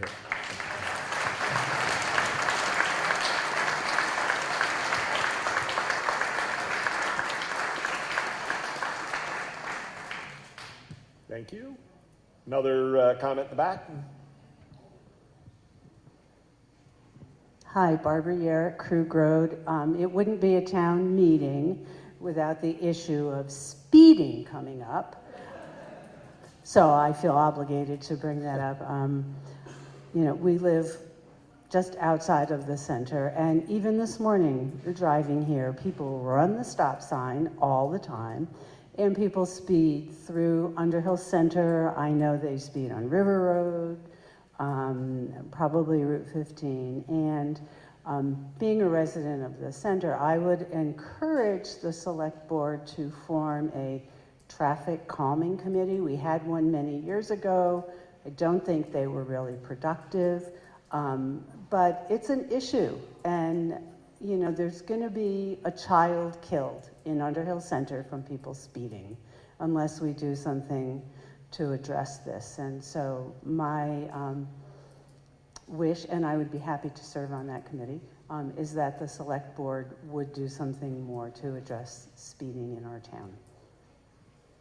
Thank you, and I'll remind everybody again about the sidewalk meeting coming up. Please attend that because it's a related subject, I think. Yes. Jennifer again. I agree that that would be a great idea, Barbara, but I just wanted to also mention to you that built into the budget for this past year, we purchased 2 of those signs that you see when you come into the center, and on the budget for this one that you just approved of today, there are 2 more signs.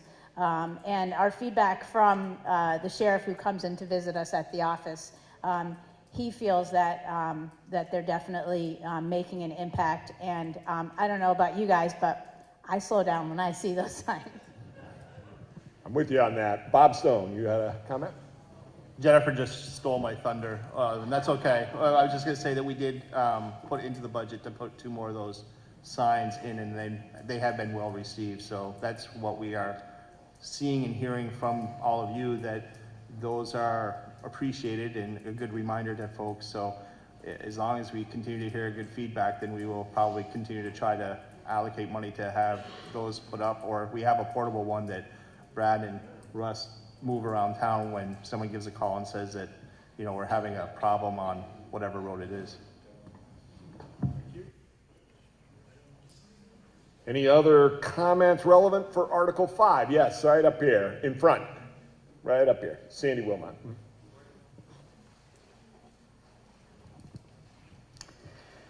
Sandy Wilmot, Poker Hill Road. I just wanted you all to know that there's sort of a loose group that has started to work on local agriculture support and local foods. We've met a few times with Jericho. They have a Jericho Food Hub is what they're called. So we've decided to join with them as the Jericho Underhill Food Hub. And the idea is to support our local farmers, to encourage more activity with our local food systems, and to make sure that our food security in our communities is ongoing. So if you're interested in joining with us, we'd be glad to have you. Our next meeting of the support group will be March 20th at the Deborah Rawson Library. If you're not interested in meetings, we'll be looking for assistance with specific projects in the future, and we'd love to have you help with that. Thank you. Thank you. Good discussions. Anything else for Article 5?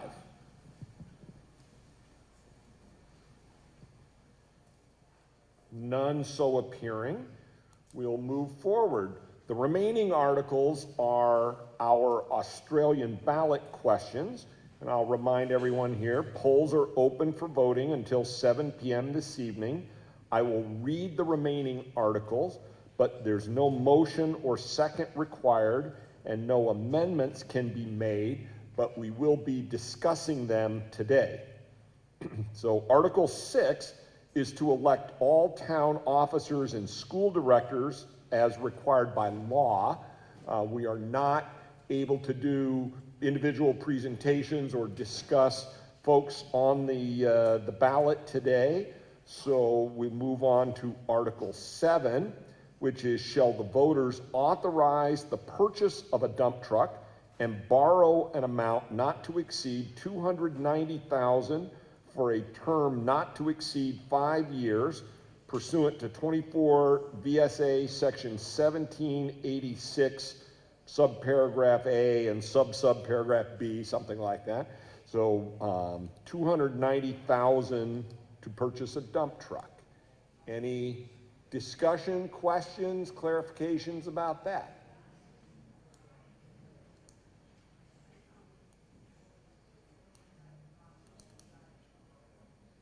Okay. None so appearing there. Article 8, shall the voters allocate $100,000 that the town receives for state aid to highways into the Highway Capital Reserve Fund for the next 5 years? Any questions? Discussion? Clarifications needed on that one? Okay.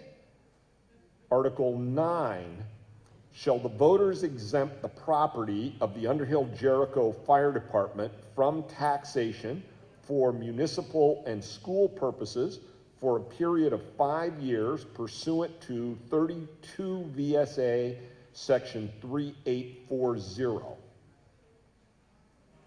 Any questions about Article 9?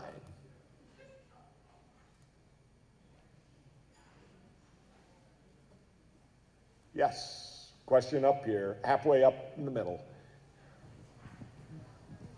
Bridget Stone, Irish Settlement Road. I should know the answer to this, but is it currently exempt from taxes? Or is this a new initiative? Somebody want to clarify that?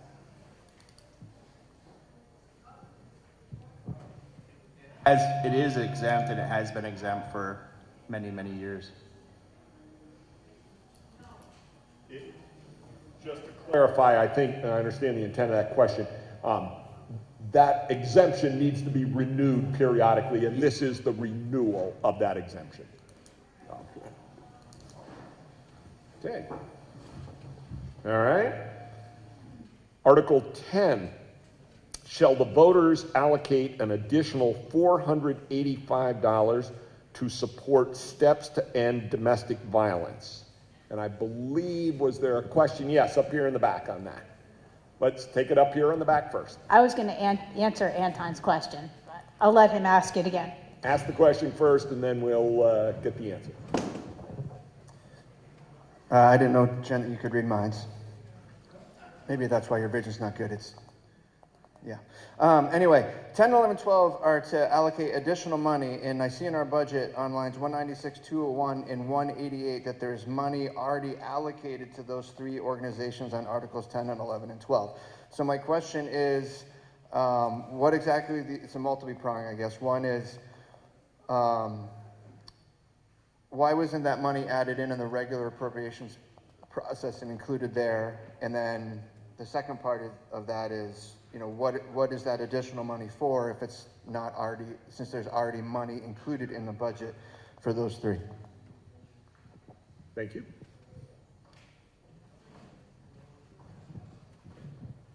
On page 13 of the budget, starting about halfway down, you'll see appropriations. Most of these organizations will send a letter to the town each year with their annual report. These are not-for-profits or service organizations, services that people, companies, businesses, organizations that provide services to the residents of Underhill. And they often will include their budget, and they'll give us a synopsis of the prior year and the services that they provided for us. And most of those are also included in the town report. We will either level fund those organizations if we don't receive a letter from them, or if they send us a letter and they're requesting an increase, we will automatically include that increase, except if that increase is higher than a certain amount, and then we are required to bring that question to the voters. So that's why those three organizations are on the ballot and the others are not. So that amount is not included in the budget. If those are voted and approved, then those amounts will be added to the budget on top of what you already see. Thank you for that clarifying explanation. And I think that relates to, I'd say, Articles 10, 11, and 12. Same explanation for all three. Further, oh yes, thank you. Dan. Just to add on to what Jennifer said, that we are required to have the voters sign into a greater increase. That is based on a town policy, I believe, and so we follow that policy each year in order to stay compliant. Thank you. So we're on Article 10 specifically here. 485 to support steps to end domestic violence, an additional 485. Okay, on to Article 11. Shall the voters allocate an additional $1,000 to support the Jericho Farmers Market, which I believe in the budget is listed as the Mills River Farmers Market. Same item. Any questions, comments, observations there? None so appearing. Article 12, shall the voters allocate an additional $600 to the Mount Mansfield Community Television?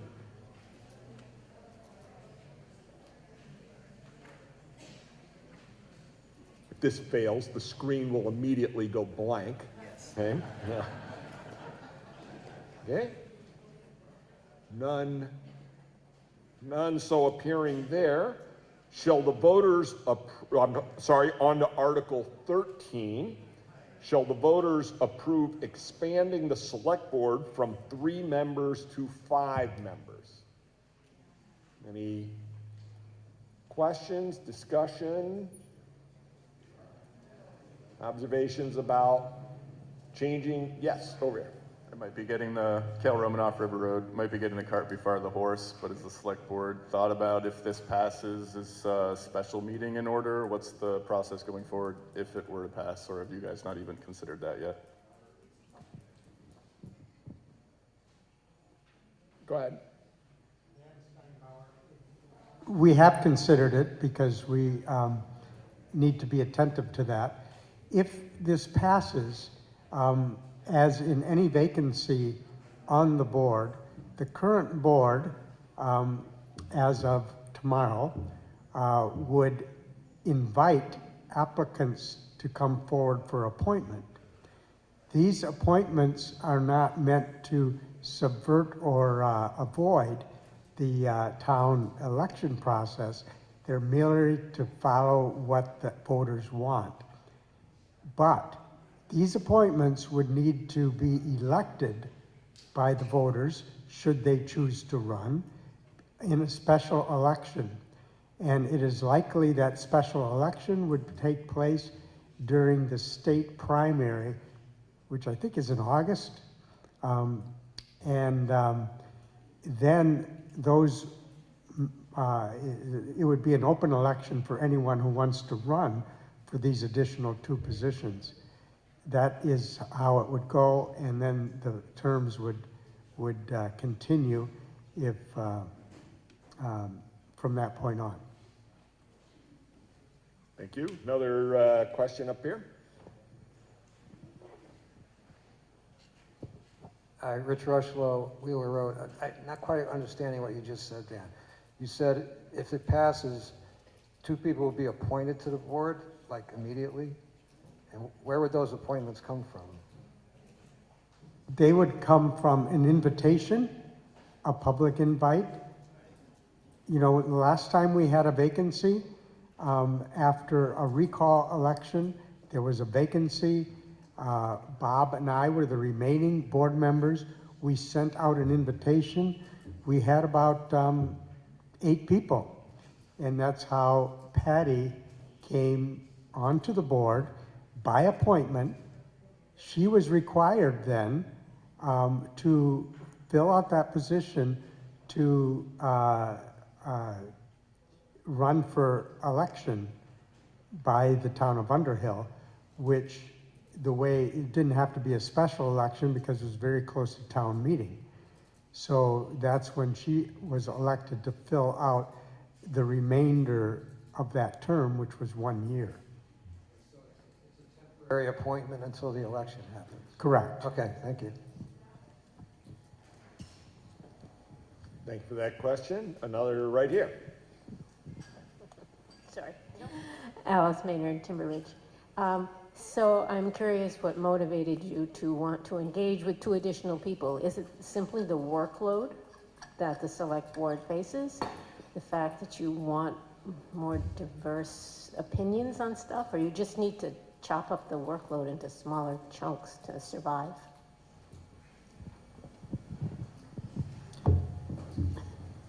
So I'm not gonna speak for the board, I'll speak as an individual on the board.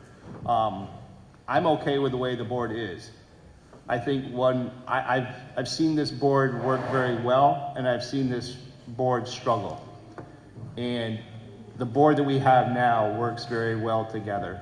And I think a 3-person board works. Are there advantages to having a 5-person board? Absolutely. It gives the residents an opportunity to greater participation in matters before the select board. So I'm somewhat indifferent as far as whether or not we go from a 3 to a 5. If that means that there's going to be greater participation, I'm all for that. But I also want to say, and I'm not trying to speak, look at both sides of the coin, but I wanted the residents to know that the select board that we have now, I feel, works very well together. And I don't know if it necessarily needs to happen, but I'm happy to, whatever the outcome is on this vote, I would be happy to work with it either way, so. I'll speak up, Patty Richards. The select board didn't initiate the article, but as Bob said, there's pros and cons to having 3 or 5. And one thing that he had just mentioned is it's more input, it's more ideas, more thoughts onto the select board.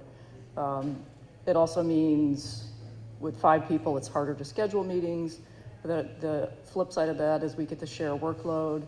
But I want to make it clear that we didn't initiate it. It was a petition sent out, and several folks signed the petition to put it up for vote. But there's definitely pros and cons on both sides. I think Bob said he's fine with 3. I think Dan supports it. I'm still in the middle. I'll make my decision when I get into the voting booth. There's definitely pros and cons on each side, but I don't think it's a showstopper. A couple of advantages that I see is some greater involvement, and if the workload becomes less, and those of you who have been on the select board that are listening right now, you can probably attest, if the workload is less, it may attract someone who wants to get involved in the town, in the legislative branch, in a more effective way. Another pro is that given our respect and following of the open meeting law, 2 of us can never have a conversation outside of a warned meeting. That is somewhat cumbersome, although that is respected and honored. If there was a 5-person board, 2 select board members, given the fact that it's not a quorum, can discuss things, can work on projects, and then make it more efficient in presenting to the whole board for any kind of adoption or revision. That to me is a big plus.